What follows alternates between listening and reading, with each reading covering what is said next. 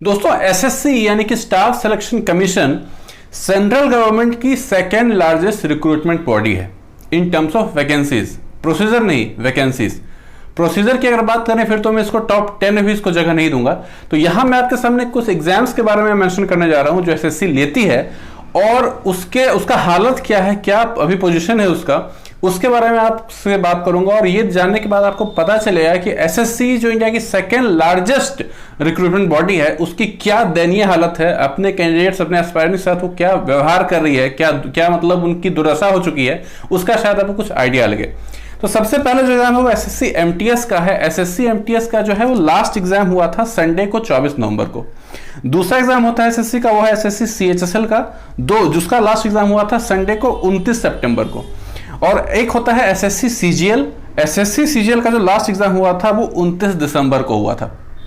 यानी कि आप देख सकते हैं कि अभी से अगर हम लोग काउंट करें तो 8 से 9 महीने के करीब हर एग्जाम को हो चुके हैं, ज्यादा ही हो चुके हैं। एमटीएस का तो 10 महीना हो गया है और पिछले 10 महीने से इन सारे फाइनल जो एग्जाम्स हुए हैं उनका रिजल्ट का कोई अता पता नहीं है। चलिए हम लोग मानते हैं कि जो कोरोना क्राइसिस है वो आया है मार्च के बाद। मार्च तक भी बहुत सारे एग्जाम्स रिजल्ट जो है पब्लिश होने वाले थे लेकिन नहीं हुए हैं। ये तो सिर्फ रिजल्ट्स की बात हुई। कई ऐसे एग्जाम्स हैं जो पिछले 1 साल 1.5 साल से पेंडिंग है, एग्जाम्स तक नहीं हुए हैं। तो चलिए ठीक है, मान सकते हैं कोरोना काल है तो अभी तो एग्जाम नहीं होगा, बट उसके पहले मेरे भाई 1 साल से ज्यादा से अगर आपका एग्जाम पेंडिंग है तो ऑब्वियसली कोरोना नहीं, आपके सिस्टम में ही कोई कमी है। ये भी छोड़िए, कुछ ऐसे एग्जाम्स हैं जिसमें जो है सब सारे लेवल्स बच्चे पार कर चुके हैं, उनका डॉक्यूमेंट वेरिफिकेशन तक हो गया है, वो बिल्कुल अपना पोस्ट ड्रीम करने की जॉब होगा तो ये करेंगे वो करेंगे, ये सब प्लानिंग कर रहे हैं और पिछले 1 साल 1.25 साल से वो घर पे ऐसे ही बैठे हुए हैं, उनका नोटिस नहीं लिया जा रहा है। अभी भी एसएससी सीजीएल 2017 के बच्चों का सारे बच्चों का अपॉइंटमेंट लेटर उनको नहीं मिला है, सारे बच्चों की रिक्रूटमेंट अभी नहीं हुई है, कुछ बच्चे अभी भी बाकी हैं। चलिए मान लेते हैं थोड़ी देर के लिए कि इस वक्त में एसएससी के लिए कोई रिजल्ट पब्लिश करना मुश्किल हो, में भी उनके पास इंप्लॉयज कम हो, वर्क फोर्स नहीं है, काम करने में दुविधा हो रहा है। मेरे भाई अभी पूरे देश में लगभग सारे काम चालू हो चुके हैं कुछ चीज़ों को छोड़ के, जैसे कि एंटरटेनमेंट सेक्टर हो गया, प्लस स्कूलिंग हो गया, स्कूल कॉलेज ये सब बंद है।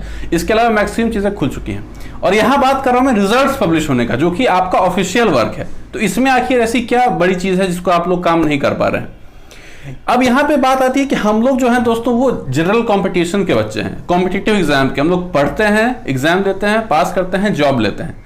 हम लोगों का कंट्रीब्यूशन एकेडमिक सेशन में नहीं है, एकेडमिक वर्ल्ड में नहीं है, इसलिए हमारी कोई हैसियत ही नहीं है, हम लोगों का कोई इंपॉर्टेंस ही नहीं है। अभी नेशनल एजुकेशन पॉलिसी आई थी 2020 में, उसमें एक भी शब्द हमारे बारे में कोई चर्चा नहीं किया गया, एकेडमिक बच्चों के बारे में किया गया है। हम लोगों को कहीं ना कहीं स्टूडेंट्स माना ही नहीं जाता है, हम लोगों का इंपॉर्टेंस है ही नहीं। एक भी इंसान नहीं है जो हमारे साथ खड़ा हो, हमारे बारे में सोचे, हमारे बारे में बात करे, चाहे वो अथॉरिटी में जो है पावर में है वो, या फिर वैसे लोग जो हमारे एजुकेटर्स हैं, हमारे सरगना है, उनमें भी बहुत सारे लोग ऐसे हैं। तो यहाँ पे अगर मैं ये कहूँ कि हम लोगों को उनसे सपोर्ट चाहिए, हम लोगों को भी कंसर्न चाहिए, तो कोई गलत नहीं है, हम लोग भी एक सिटीजन ही हैं। और ठीक है हम लोग आप लोगों को कंट्रीब्यूट नहीं कर पा रहे हैं in terms of academic studies, लेकिन स्टिल हमारे भी कोई हैसियत है। लेकिन दोस्तों एक बात मैं आपको बता देता हूं कि हम जैसे बच्चे जो कॉम्पिटिटिव एग्जाम्स के लिए प्रिपेयर करते हैं, इन लोगों की हैसियत सिर्फ तभी तक है जब तक हम लोग एक साथ हैं। अगर हम लोग साथ हैं तब तक कुछ हैं, अगर हम लोग अलग अलग हैं तो फिर हमारी हालत उसी जानवर की तरह है जो गलियों में घूमता रहता है।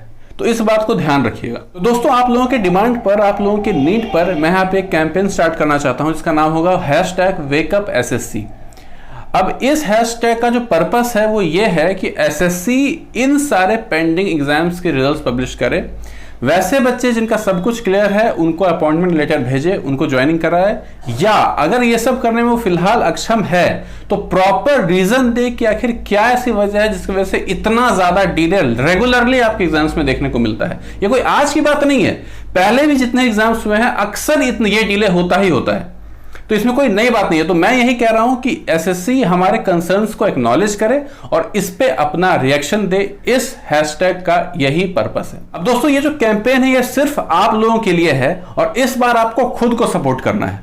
कई सारे सेलिब्रिटीज, यूट्यूबर्स, अलग अलग प्लेटफॉर्म्स के लोग आपसे सपोर्ट सीख करते हैं कि भाई सपोर्ट करिए, और हम ही लोग के एज ग्रुप के लोग सबसे ज्यादा होते हैं उनको सपोर्ट करने में, लेकिन हम ही लोगों के सपोर्ट का कोई अता पता नहीं है, हम लोगों को ही कोई सपोर्ट करने वाला नहीं है।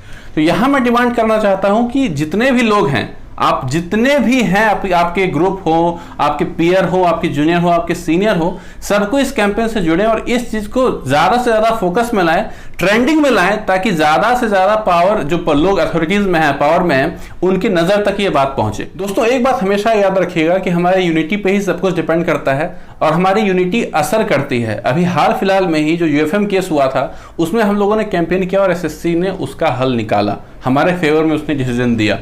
तो यहां भी हमें एक रिया कैंपेन करना है और ये उससे भी कहीं बड़ा होगा, उससे भी बड़ा है, क्योंकि यहां पे तकरीबन 1,30,000 बच्चों के रिजल्ट्स पेंडिंग है, वो इंतजार कर रहे हैं और कम से कम 30-35 हजार ऐसे बच्चे हैं जो कि सब कुछ क्लियर करके बैठे हुए हैं, स्टिल उनका फाइनल अपॉइंटमेंट लेटर उन तक पहुंचा नहीं है। अगर पहुंच गया है तो ज्वाइनिंग का कोई अता पता नहीं है। अब वैसे एजुकेटर्स, वैसे यूट्यूबर्स जो कहते हैं कि वो सच में बच्चों के बारे में केयर करते हैं, अपने कोर्स से सिर्फ कोर्सेज को सेल करने के अलावा भी उनका कोई एक मॉरल रिस्पॉन्सिबिलिटी है, तो प्लीज वो इस कंसर्न को उठाएं, इस कंसर्न पे बोलें, इस चीज पे हमारा सपोर्ट करें, क्योंकि आपके पास बड़ा ऑडियंस है, ज्यादा लोगों तक आपकी ये बात पहुंचेगी।